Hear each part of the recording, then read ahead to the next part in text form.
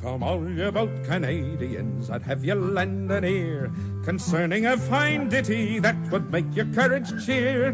Concerning an engagement that we had at Sandwich Town, the courage of those Yankee boys so lately we pulled down. There was a boat commander, General Brock by name, took shipping at Niagara and down to York he came. He said, my gallant heroes, if forward you would steer, we'd fight against those Yankees with either dread or fear. We traveled all that night and a part of the next day with a determination to show them British play. We traveled all that night and a part of the next day with a determination to conquer or to die.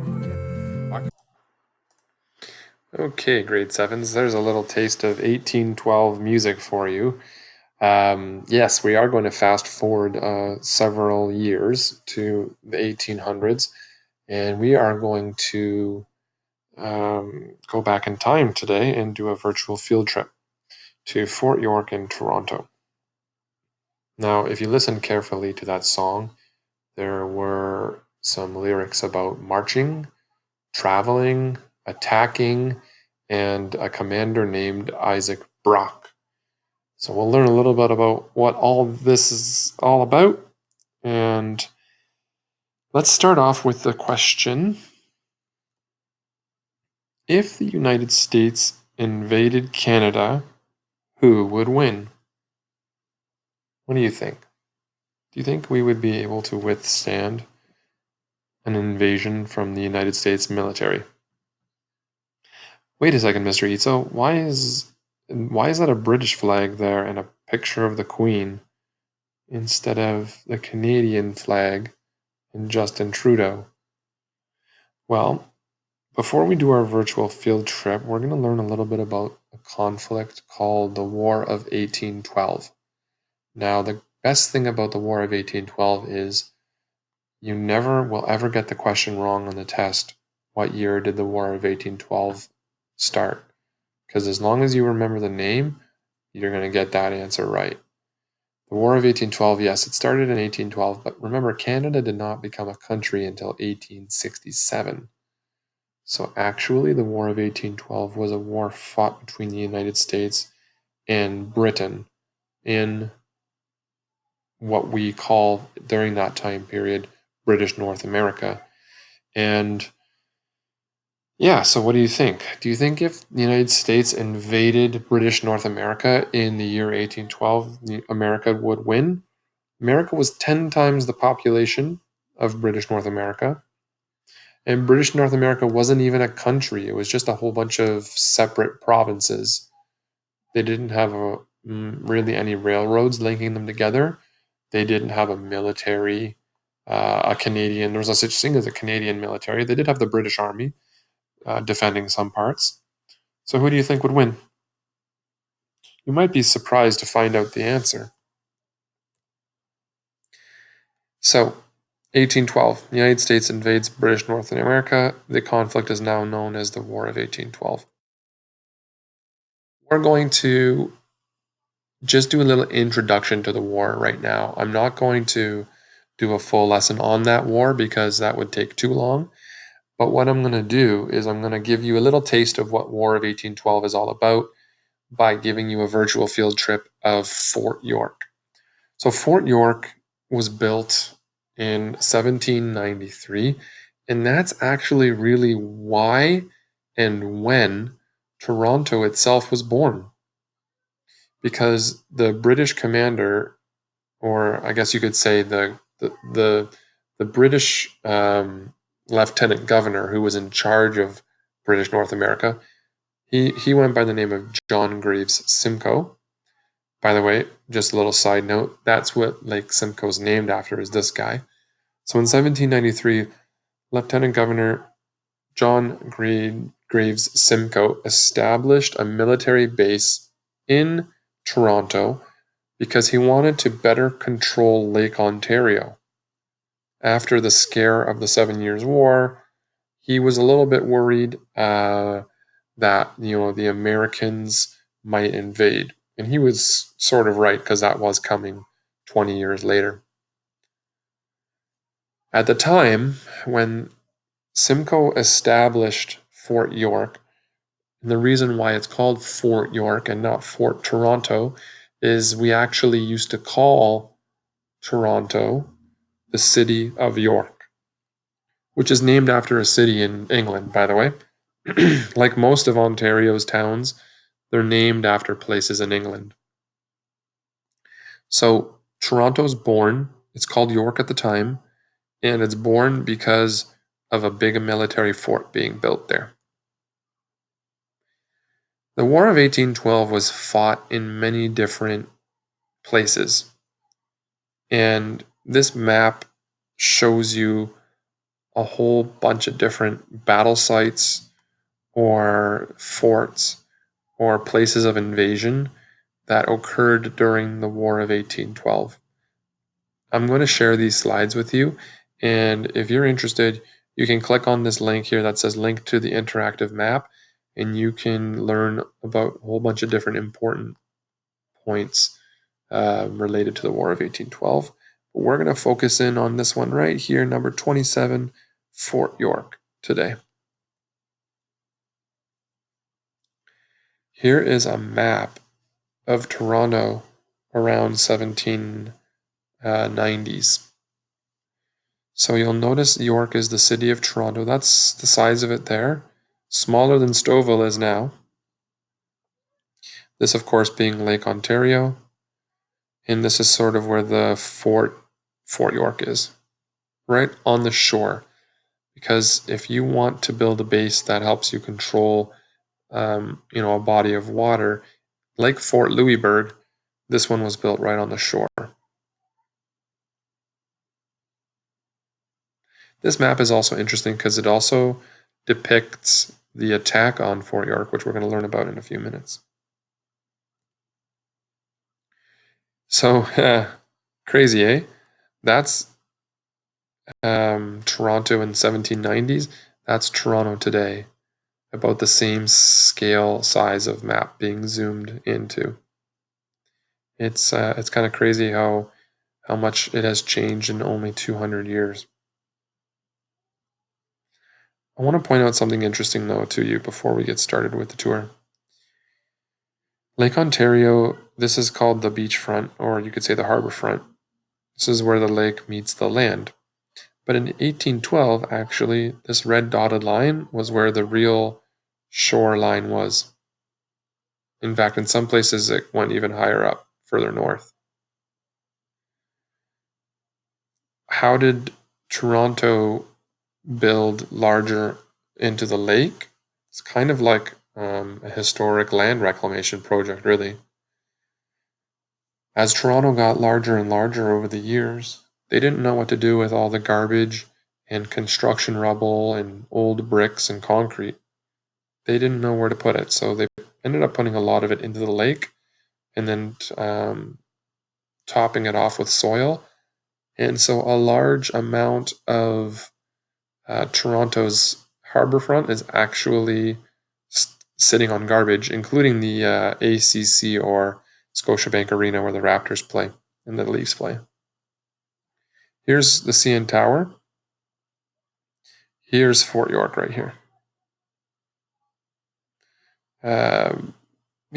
So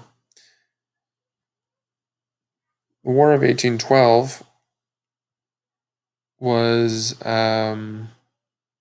obviously it started in 1812.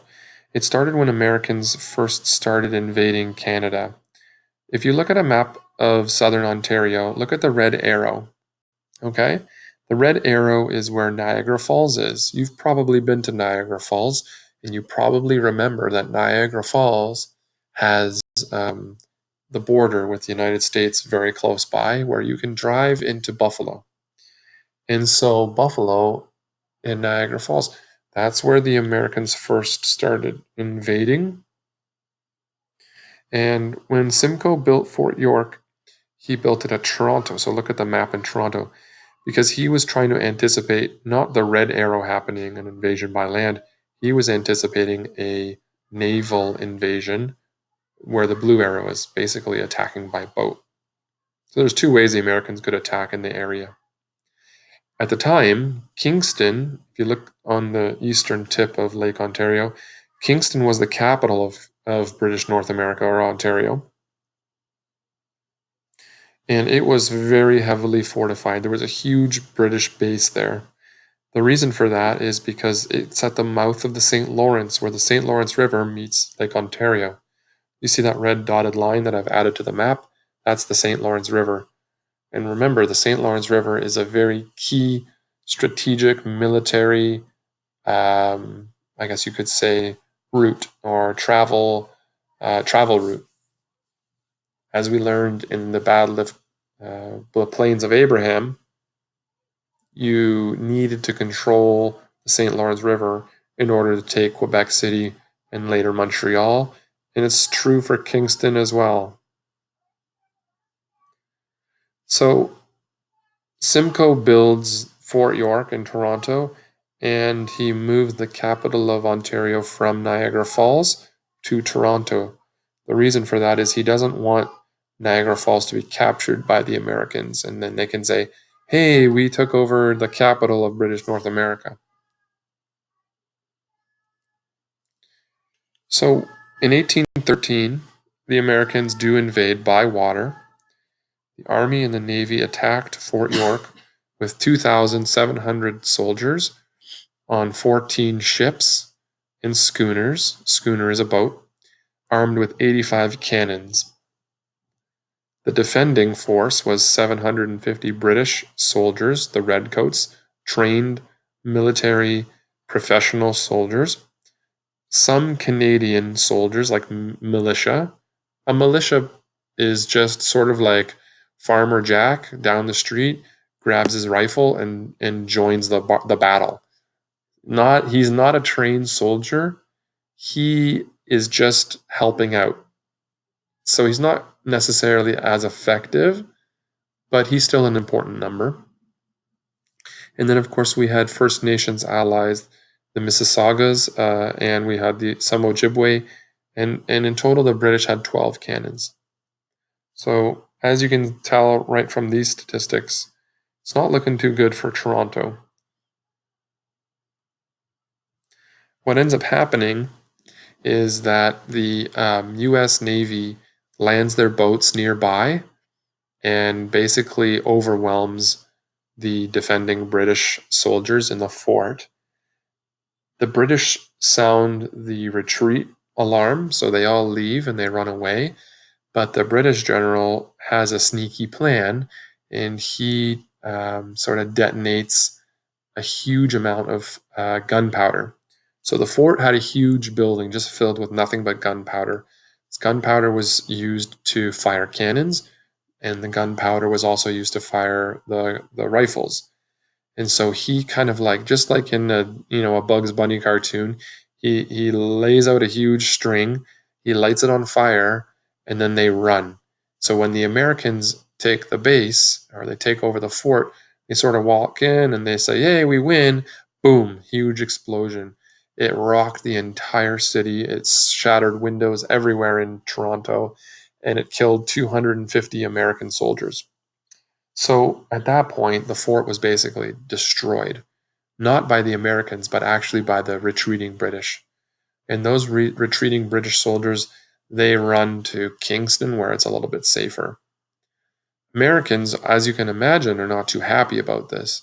They're upset about the explosion, and so they basically ransack and destroy the entire city of Toronto. They light houses on fire, they loot and they pillage and they steal and basically take over the city. So it's interesting to think that our city, the great city of Toronto, was once completely destroyed, damaged, and invaded by American soldiers. Don't worry though, the British end up getting revenge when they marched into Washington the next year, and they actually, I don't know if you know this, we actually burned down the White House. A little act of revenge. So let's, without any further ado, let's tour fort.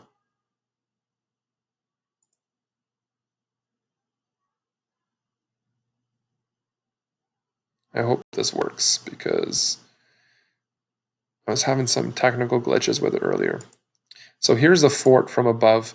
One of the things I love about Fort York is look at all this. These are all big, huge 50-story, 100-story condo buildings, huge office buildings, and they all are, scattered around the area.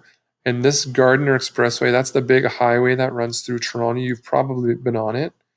It's as busy as Highway 401 or 404. You've got all these people that live here and big businesses and buildings. And then tucked away here in this green space that you see in the map is the fort. It's a completely protected historic site. And they do a lot of reenactments there, which is pretty cool. It stands out a little bit like a sore thumb but in a good way, because it's like the only big green space in the entire area of the city.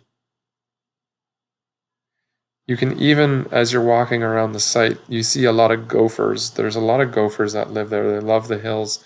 They love digging holes in the hills.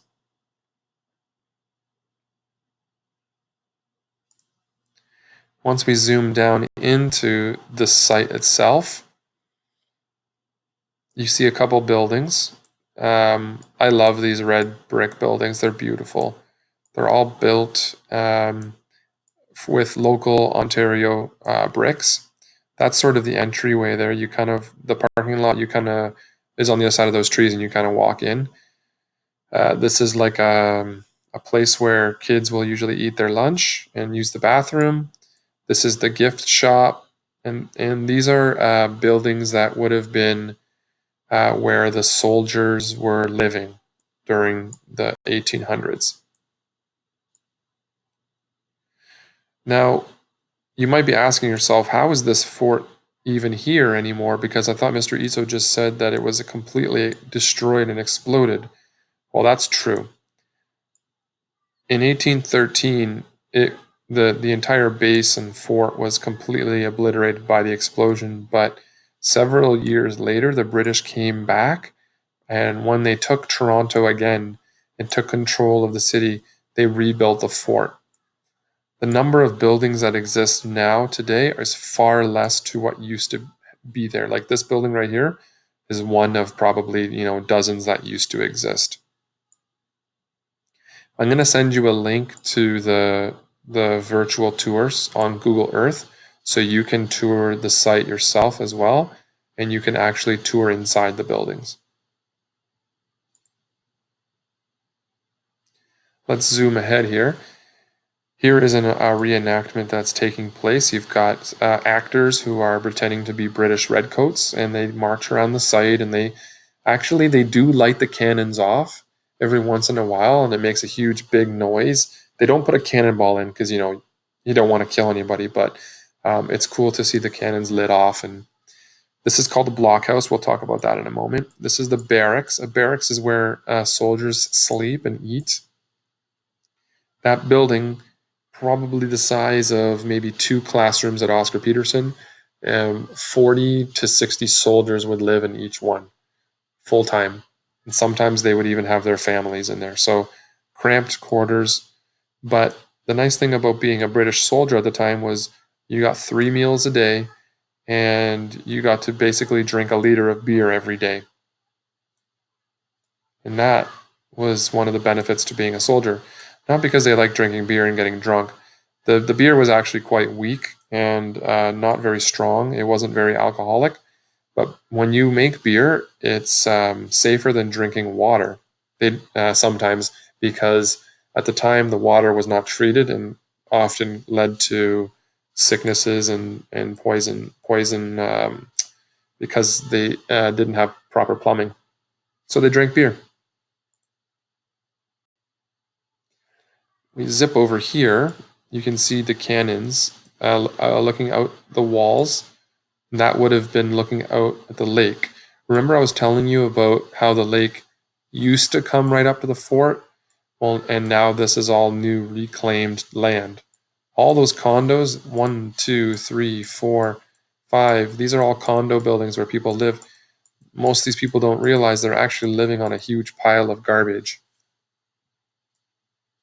So these cannons would have overlooked the water, and they're pointed outward to defend the base against enemy ships. Last year, we had the opportunity to visit the site. So these are the grade 8s here from last year. We took a picture at that cannon.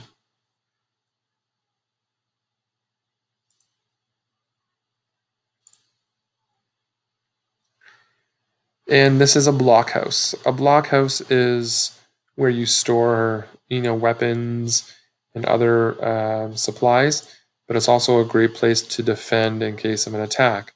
You'll notice that the building is built with a whole bunch of holes in the wall. They're called slit holes, and they were used for shooting out of, actually. So a soldier could safely stick his gun out that little window and fire at an invading soldier, American soldier, and they're sort of protected by the building itself. And this stone wall goes around the entire site. It's about as tall as, a grade 5 or 6 student. So there's much more to Fort York. I want you to try to do the virtual tour by yourself, but that's sort of where the virtual tour ends. I will link it in Google Classroom. Today's lesson was just a little teaser into the War of 1812. We will learn a lot more about it next week. This week, I just wanted you to do a little fun activity by watching this video. And so you don't have to do any homework related to this video. You just need to work on your infographic assignment, okay? I hope you guys have a wonderful week. If you have questions about your infographic assignment, please email me or see me during my office hours. Thanks, grade 7s, and have a great day.